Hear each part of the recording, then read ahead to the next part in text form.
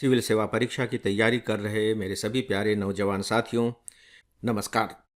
Friends, आज मैं आप सबसे बहुत ही एक इम्पॉर्टेंट टॉपिक इंदौर डिक्लेरेशन इस विषय पर बात करने जा रहा हूं, लेकिन पहले एक आह्वान के साथ। दोस्तों, आह्वान ये है कि सिविल सर्विस प्री एग्जामिनेशन का रिजल्ट आ चुका है। तो जो कैंडिडेट सफल हुए हैं उन्हें मैं एकेडमी की अपनी पूरी टीम की ओर से, मैडम डॉक्टर प्रीति अग्रवाल की ओर से और अपनी ओर से बहुत बहुत बधाई देता हूं और साथ ही ईश्वर से प्रार्थना करता हूं कि ईश्वर उन्हें शक्ति दे ताकि वे आगे की भी इस जर्नी को इसी तरह से सफलतापूर्वक पार कर सकें। और दोस्तों, जो स्टूडेंट क्वालिफाई नहीं कर पाए हैं उनके लिए भी मैं ईश्वर से शक्ति मांगता हूं कि ईश्वर इन्हें शक्ति प्रदान करो ताकि ये फिर से जल्दी डट कर खड़े हो जाएं और फिर से अपनी यात्रा में लग जाएं। दोस्तों, मुझे कुछ मेल्स मिले हैं और उस मेल्स में मुझे सूचित किया गया है कि सर, मेरा सिलेक्शन हो गया है और मैं आपके यहाँ का स्टूडेंट रहा हूँ, मैं ऑनलाइन स्टूडेंट रहा हूँ, मैं ऑफलाइन स्टूडेंट रहा हूँ, मैं दोनों स्टूडेंट रहा हूँ। इस तरह के मेल्स मुझे मिले। तो सबसे पहले तो इस तरह के स्टूडेंट्स को विशेष रूप से बधाई, क्योंकि यदि आप देखिए एफईआईएस के स्टूडेंट हैं तो कहीं ना कहीं एक जो नाता है थोड़ा सा तो गहरा हो ही जाता है। और गहरा इसलिए हो जाता है कि आपने एक यज्ञ किया और उस यज्ञ की पूर्णाहुति ठीक ठाक तरीके से हो गई और उसमें एक दो आहुतियाँ एफईआईएस की भी रही हैं। तो एफईआईएस एक आत्मसंतोष का अनुभव तो इस तरह की सूचनाओं के माध्यम से कर ही लेता है और मुझे विश्वास है कि आप जिस आनंद का अनुभव कर रहे होंगे प्री में सेलेक्ट होने के बाद, तो मैं चाहूँगा कि हमें भी आप अपने उस आनंद में शामिल करें। तो दोस्तों, मेरा ये अनुरोध है कि आप यदि एफईआईएस से जुड़े रहें, भले ही आप ऑडियो ही क्यों न सुन रहे हों, तो प्लीज़ ईमेल से बताएं कि सर, मेरा सिलेक्शन हो गया है, हम लोगों को अच्छा लगेगा। फ्रेंड्स, एक सूचना है कि हम आईएएस के लिए बहुत सारा उपयोगी कंटेंट अपने इंस्टाग्राम पर पोस्ट करते रहते हैं। इसके लिए आप हमारे इंस्टाग्राम को ज़रूर फॉलो करें। साथ ही हमारा एक टेलीग्राम चैनल भी है, इस पर हमारे आपको सारे कंटेंट के अपडेट देखने को मिलेंगे। इसे भी ज़रूर फॉलो करें। इन दोनों के लिंक नीचे डिस्क्रिप्शन में दिए गए हैं। दोस्तों, आइए अब बात करते हैं इंदौर डिक्लेरेशन के बारे में। ये इंदौर डिक्लेरेशन क्या है, पहले इसे जान लेते हैं। शायद आप जानते भी होंगे।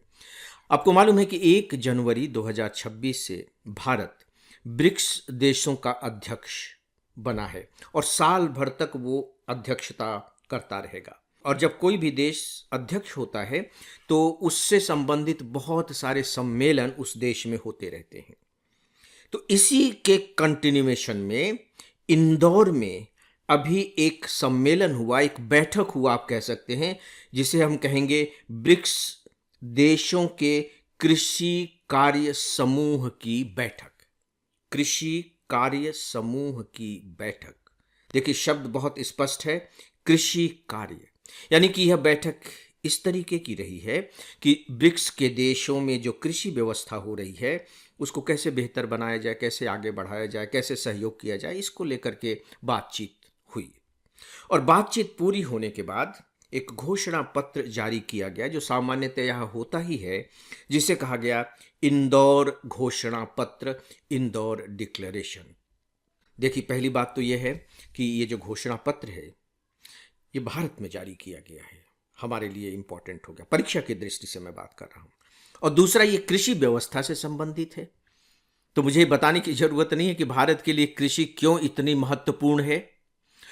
और तीसरी जो इन दोनों से भी महत्वपूर्ण बात है वो ये कि जो घोषणा पत्र जारी किया गया है उस घोषणा पत्र पर भारत के जो अपने विचार रहे हैं कृषि व्यवस्था को लेकर के, उन विचारों की बहुत स्पष्ट रूप से छाप दिखाई दे रही है। और इसी से अगली जुड़ी हुई बात है कि ये जो छाप भी है, खासकर जब पूरी दुनिया में कृषि व्यवस्था के बारे में बातें की जाती हैं तो उन सब से बिल्कुल हट करके है, बिल्कुल हट करके। और यदि हट करके है तो आप कह सकते हैं कि हो सकता है कि ये पूरी दुनिया के सामने कृषि के बारे में एक नई सोच की शुरुआत करने वाला सिद्ध हो जाए। कि नहीं, अब हमें कृषि के बारे में इस तरीके से विचार करना चाहिए। दोस्तों, हालांकि ये जो बैठक रही है ये ब्रिक्स देशों के समूह की ही बैठक रही है, लेकिन आपको ये नहीं भूलना चाहिए कि इनफैक्ट में ब्रिक्स देशों की ताकत क्या है। अगर हम एग्रीकल्चर की दृष्टि से बात करें तो ब्रिक्स देशों के पास जो पूरी कृषि योग्य भूमि है लगभग लगभग 42% है। दुनिया की कह लीजिए कि भूमि का 42% है। और जो एग्रीकल्चरल प्रोडक्शन होता है उस एग्रीकल्चरल प्रोडक्शन में भी ब्रिक्स देशों का जो कंट्रीब्यूशन है वो लगभग लगभग इतना ही है, 42%।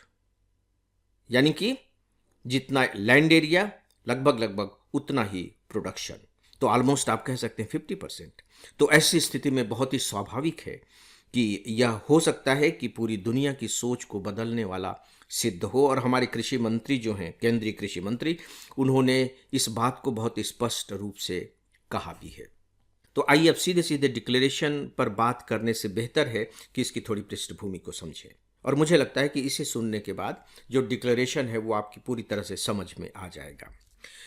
देखिए, जब दुनिया में कृषि व्यवस्था के बारे में बात होती है, भारत में भी जब कृषि के बारे में बात होती है, आप देखिए तो किस तरीके की बात होती है कि कैसे उत्पादन बढ़ाया जाए, ज्यादा से ज्यादा उत्पादन किया जाए, कैसे निर्यात को बढ़ाया जाए, कैसे बड़े बड़े कृषि फार्म तैयार किए जाए, वैज्ञानिक तरीके से खेती की जाए, मशीनीकरण कैसे किया जाए, इन सब पर ज्यादा बातें होती हैं।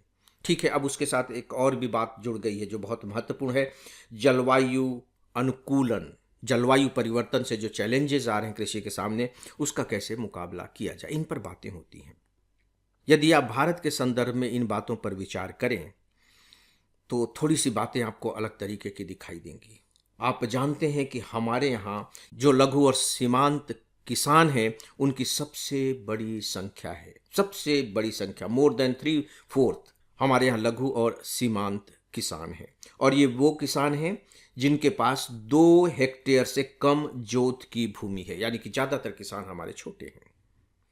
जब हमने निर्यात बढ़ाने के बारे में सोचा तो उर्वरकों का कितना प्रयोग होने लगा है और उन उर्वरकों के प्रयोग से हमारी कैसे जो ज़मीन है वो बंजर होती चली जा रही है, स्वास्थ्य के संकट उठ करके खड़े हो गए हैं, इसके बारे में भी आप बहुत अच्छे तरीके से जानते हैं।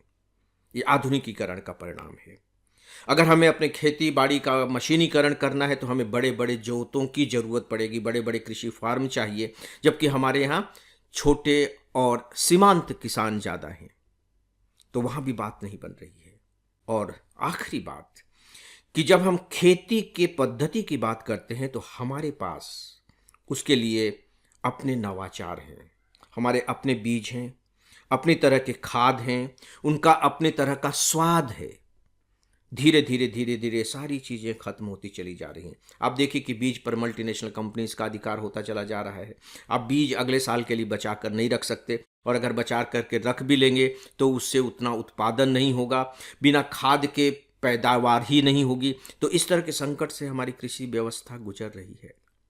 दोस्तों, सच पूछिए तो अभी जो इंदौर डिक्लेरेशन आया है उस डिक्लेरेशन में हमें इन सारी समस्याओं के समाधान दिखाई देते हैं। और मैं यहाँ आपको बताना चाहूँगा कि जो ब्रिक्स संगठन के जो देश हैं वे भी इसी तरह की समस्याओं से जूझ रहे हैं। तो दोस्तों, इस पृष्ठभूमि में आइए अब हम बात करते हैं डिक्लेरेशन के उन 4 महत्वपूर्ण बिंदुओं की जिनके बारे में अखबारों ने खूब लिखा है।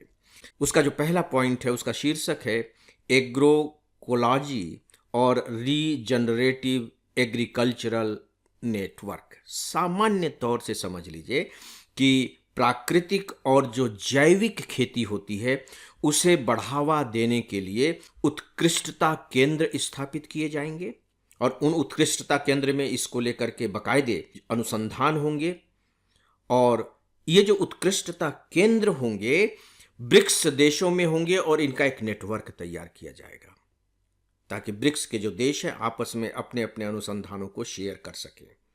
प्री एग्जामिनेशन की दृष्टि से बहुत इंपॉर्टेंट पॉइंट ये है कि इसकी जो जिम्मेदारी दी गई है वो जिम्मेदारी सौंपी गई है हमारे भारतीय कृषि प्रणाली अनुसंधान संस्थान मोदीपुरम को। वो इसमें बहुत ही अहम भूमिका निभाएगा। दोस्तों, इसका जो दूसरा पॉइंट है वह है डिजिटल एग्रीकल्चर नेटवर्क। बहुत ही सीधा साधा एक्सप्लेनेशन है। जो आर्टिफिशियल इंटेलिजेंस है, भू स्थानिक तकनीक है और डिजिटल पब्लिक इंफ्रास्ट्रक्चर के जरिए किसानों तक तकनीकी पहुंचाने के लिए नया नेटवर्क बनेगा। मॉडर्नाइज होती चली जा रही है कृषि, तो इनका हम इस्तेमाल करेंगे और कैसे हमारे किसानों तक ये टेक्निक पहुंचे, इसके लिए भी बाकायदे नेटवर्क तैयार होगा। और ये जो नेटवर्क होगा, जाहिर है कि ब्रिक्स देशों के बीच में होगा और इसका जो समन्वय है वो दिल्ली का जो हमारा आईआईटी है वह करेगा। ये भी प्री एग्जामिनेशन की दृष्टि से इंपॉर्टेंट है। जो तीसरा है दोस्तों, ये बहुत इंपॉर्टेंट है। जो हमारी देसी बीज होते हैं उनकी जो विविधता है और किसानों का जो पारंपरिक ज्ञान है, उनके संरक्षण के लिए global forum on farmers rights in seed system, मैं रिपीट कर रहा हूं, global forum on farmers rights in seed system, यह स्थापित किया जाएगा। और चौथा इंपॉर्टेंट पॉइंट है ब्रिक्स एग्री एंड नेटवर्क। कृषि से संबंधित आदान प्रदान होंगे, बीजों का आदान प्रदान होगा, आनुवंशिक संसाधनों और सूचनाओं का आदान प्रदान होगा और इस आदान प्रदान के लिए बाकायदे सहयोग से संबंधित एक मंच तैयार किया जाएगा। और इस तरीके से ब्रिक्स के देश मिलकर कृषि के क्षेत्र में बहुत ही महत्वपूर्ण बदलाव लाने की कोशिश करेंगे, जो स्पेशली, मैं रिपीट कर रहा हूं, छोटे किसानों के हित में होगा। तो दोस्तों, ये कुछ महत्वपूर्ण बातें थी इंदौर डिक्लेरेशन को लेकर के। इस विषय पर बस इतना ही और अब इस डेली ऑडियो लेक्चर को यहीं समाप्त करता हूं। नमस्कार।